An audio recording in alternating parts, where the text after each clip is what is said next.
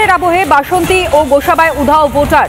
বাসন্তী ব্লকে খোঁজ নেই ৩,৭০৮ জন ভোটারের। গোসাবাতে হদিশ নেই ১,৩৪৫ জন ভোটারের। এনুমারেশন ফর্ম বিতরণ হলেও নেই ভোটারদের খোঁজ। অর্থাৎ এরাই কি তাহলে অ্যাবসেন্ট ভোটার, অনুপস্থিত ভোটার, নাকি এরাই অনুপ্রবেশকারীরা ছিল যারা রীতিমতন এসআইআর এর গুতোয় এবার পিটটান দিতে শুরু করে দিয়েছে, যে কারণের জন্য তাদের কোনো খোঁজ পাওয়া যাচ্ছে না। এনুমারেশন ফর্ম বিতরণ হলেও নেই ভোটারদের খোঁজ। অর্থাৎ এনুমারেশন ফর্ম তারা নিয়েছে, এনুমারেশন ফর্ম বিতরণ করা হয়েছে, কিন্তু তা আর কালেক্ট করা সম্ভব হয়নি, অসংগৃহীত যেটাকে বলা হচ্ছে।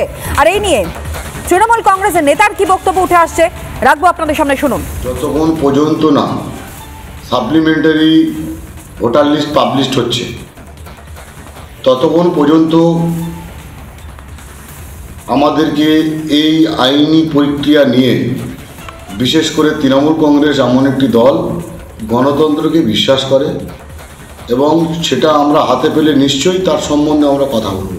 তো বিজেপির কথা, ওদের মিথ্যা প্রতিশ্রুতি ছাড়া আর মিথ্যা কথা বলা ছাড়া সারাদিন ওদের কোনো কাজ নেই। শুধু মানুষকে বিভ্রান্ত করার জন্য, মানুষের চোখে জল ফেলে দেওয়ার জন্য এই নোংরামো করছে। 2002 নাম আছে এরকম ভোটারের সংখ্যা